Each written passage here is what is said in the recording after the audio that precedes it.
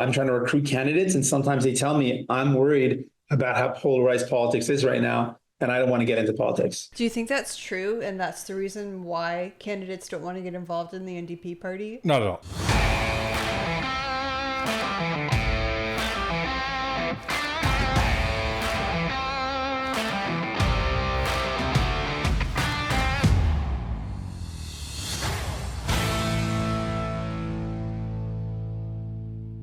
Jagmeet met with reporters today and talked about how he's going to do his part to tone down the political rhetoric.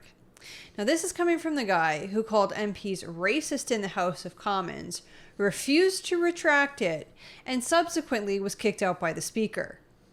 All right, then. Let's take a look. Okay, we'll go to City TV next. You saw what happened on Saturday. What was your initial reaction in drawing lines to yourself? Because I've been at events when people have tried to do. First off, I want to be very clear. I denounce unequivocally the attempted assassination on President Trump, and there's no place for that. It's completely wrong. There's no place for that. It's just horribly wrong. I wish the speedy recovery of those injured, and my heart breaks for the father that tried to save and protect his family that lost his life. And this is wrong. It should not happen. People should be able to go to public events. We want people to engage in politics, and this type of violence puts a chill on that, and I'm worried about that. I also know that there is a climate that is increasing, a polarization and extremism of violence that's increasing, and I want to put a stop to that. I want us to be able to have discussions, disagreements, even vehemently disagree and vehemently agree with policies that you like. But we can't have a place in politics, in our civic discussions, where people are afraid, where there's violence, where there's harassment. That's obviously wrong, and that should not be happening. And so for myself, I've been in situations where I've been worried about the safety of the people around me, and I've been worried about what might happen. I trust the good work of the security professionals that we have. The RCP do great work to keep us safe, and I'm going to continue to do my work. It's not going to in any way stop me from doing the work that I do, because I know how important it is. People like the tenant union need someone that's going to stand up for them and be their voice. For renters that are getting ripped off by big corporations, who are they going to turn to? The Liberals have let them down. The Conservatives, Pierre Poilievre, wants to pour fuel on the fire. He wants to let these big corporations rip you off even more. He doesn't want any rules or regulations for his buddies. He wants them to make even bigger profits and jack up your rents and rip you off. He's not going to stand up for you. So we're the only ones that are going to say, hey, this is wrong. Corporations, corporate landlords that are exploiting people or ripping off their tenants, jacking up their rents is wrong. And we're the only ones that are going to fight for them. And I want folks to know that we're going to continue to do that. The irony is palpable. So everyone is getting ripped off by only greedy CEOs. And it's Pierre Poilievre's fault because he's letting it happen and he wants it to continue to happen. Yeah, he's the one letting it happen. Meanwhile, he's the one not in the supply and confidence agreement, not with, his name attached to Trudeau, and not the leader of the NDP party who is, wait, you're the leader of the NDP. Right. You're the one that can actually stop this. Pierre's the guy that actually wants to tax these people. So if he was so buddy-buddy with the corporations, wouldn't he not want to tax people, Jagmeet? Aren't you and Trudeau the ones that want to take the taxes off of these people? Like that's the whole interesting thing about this. But there's a couple points we do have to acknowledge that he's at least saying yes, political violence needs to stop, 100%. Yes, people should be able to go to these events and feel safe. But I find it rich coming from people who continue to lie and lie and lie and lie. And he's the one that, kept trying to equate Pierre Poilievre with white supremacy. So you're part of the problem, Jagmeet.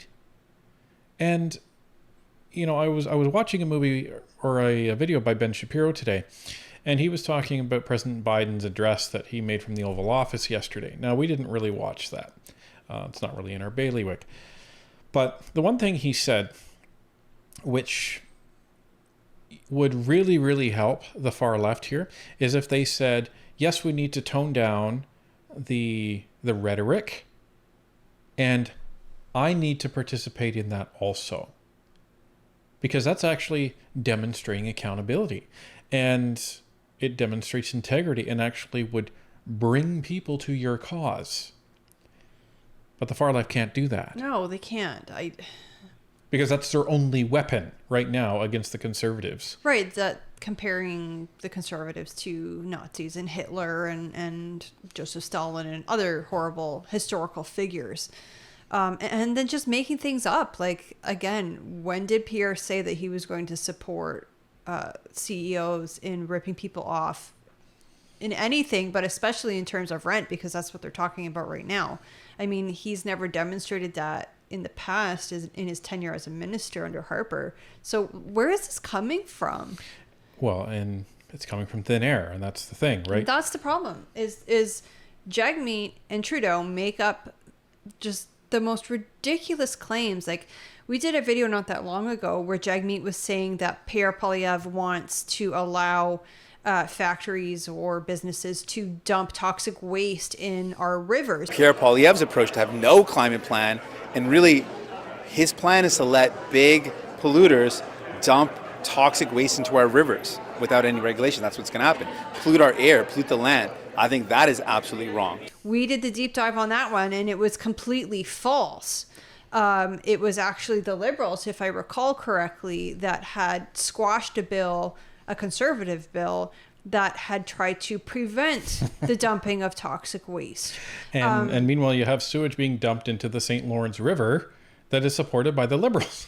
Right. So, like, these things are just plucked out of thin air and completely made up. And then they wonder why there's such division and such hatred in politics. Like, you guys are the ones that Canadians look up to, and you guys need to tone it down.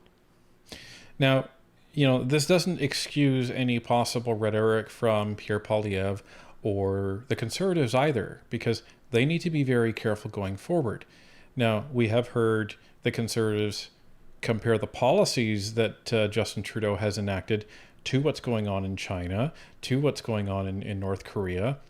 Now, the only difference is, and I don't want to, split hairs here, but the only difference is you can actually equate those policies. Bill C-63, Bill C-18, Bill C-11, all of the censorship bills. Well, I would argue the other difference is that, generally speaking, when the Conservatives are making those comparisons, it's comparing the policy or the track record or what have you to a foreign dictatorship. Not the person. Not the person, that's right. Not usually. It does happen from time to time, but more often than not, it's the policy or what's contained within the policy. And that's actually a really good point that Tanya just made, because that is consistent actually with the rules in the House of Commons. You're supposed to be debating the policy, not the person. And the issue with Trudeau and Singh is they make it personal. Well, and they can't beat the Conservatives on the policy front, so they resort to the name calling. And then right. And then when it happens to them, when they get called wacko in the House of Commons, they jump back and clutch their chest and it's like, oh my goodness, I'm so injured. And then the Conservatives, get thrown out of the House of Commons. So that's where the Conservatives have to be careful and not resort to the same tactics that the far left is using. Being a person that's in charge of a political party, you saw what happened with Trump. Did you draw lines? I know you're in different spectrums of the political spectrum, but did you have a personal moment there? Did you go, oh my heavens, this is not right? Well, absolutely. I had an immediate reaction to this is not right. And on a personal note, I would say I don't think any political leader who's been in public spaces when there's tension has ever ignored that voice in their head that said, hey, what might happen? Could something bad happen here to my team, to my family? I think that's a real thought that goes through people's minds. And I'm worried about what that means. I'm worried about that means for people. I'm trying to recruit candidates, and sometimes they tell me I'm worried about how polarized politics is right now, and I don't want to get into politics. Do you think that's true, and that's the reason why candidates don't want to get involved in the NDP party? Not at all. and it's I don't want to make a joke of this point, but because it's a very serious point to be made. The only issue I have is that Jagmeet, don't play the victim here. Yeah, don't make stuff up. I mean, The reason why people don't want to run for the NDP, look at the polls. well, not just the polls, but I mean, you guys are pretty much indistinguishable from the Liberal Party right now, and you're losing just as badly. Why would anybody want to put in the time and the effort to try to run as an NDP nominee when there's really no point? Like, they're going to lose to the Conservatives. The polls were released today. I can't remember if it was from Nanos or from who, but Conservatives are projected to win 214 seats. That's almost 2/3 of the seats that we'll have once we have our next election because of the boundary change. Well, and on the NDP side, the low end of the projection of the seats that they may win is 9. That's minivan status. That's minivan yeah, status. that's not a party anymore. No, So you're sitting over there with Elizabeth May at that point. pretty Jagmeet. much. And I guarantee it won't be Jagmeet. It'll be somebody else who's leading the NDP at that point, because Jagmeet would have had to explain for the catastrophe. That's a problem. That's a problem when good people don't want to come forward because they're worried about how scary things are. That should not be how things are. Clearly, I think people hearing this will agree with me that we should not have a political climate where people are afraid of violence and harassment and don't want to get into politics because of that. Clearly, there's something wrong here. So we don't want to have that climate. And I'm going to do everything I can, bring down the tension. We can criticize our opponents. We can have strong debates. But we should be clear, our political opponents are not our enemies. And we don't want to create a sense in people's minds that these are enemies. We disagree with people. They might have bad decisions they're going to make, decisions that could hurt people. But that's a political discussion that we need to have. And we have to be very clear that these are decisions that people can then vote on. We want people to be going to the voting polls. We want people to go to rallies and show up if you care about something. We don't want people to be afraid. And I want to send that message clearly. Was he watching our live stream last night? Sounds like it, because he literally took all of our talking Yes, points. those were the exact same points that we made. But I will say, you have to give credit where credit's due. At least he's saying that. At least he's saying that even though we may disagree with our political opponents, they shouldn't be our enemies. Well, and now it's his job to follow through with that and 100%. prove it to Canadians and show Canadians that these are our opponents, not our enemies. And if I'm the Conservatives, I'm having all of my staffers across all of my MPs watching them extremely closely. And if they resort to the same old far left tactics, I'd be calling them out every chance I got. Yeah, because now Jagmeet is saying, I need to help bring the temperature in the room down. And if he's not doing that, he deserves to be called on the hypocrisy.